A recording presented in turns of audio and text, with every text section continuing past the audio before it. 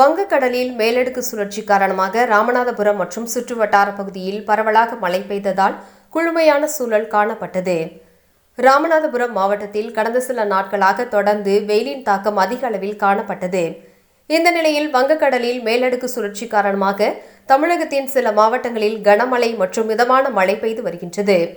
இந்த நிலையில் இன்று ராமநாதபுரம் மற்றும் சுற்றுவட்டார பகுதியில் மேகமூட்டத்துடன் காணப்பட்ட நிலையில் திடீரென மதியம் மழை பெய்தது. சுமார் 30 நிமிடம் மழை பெய்தது. இதனால் வெயிலின் தாக்கம் குறைந்து குளுமையான சூழல் காணப்பட்டது.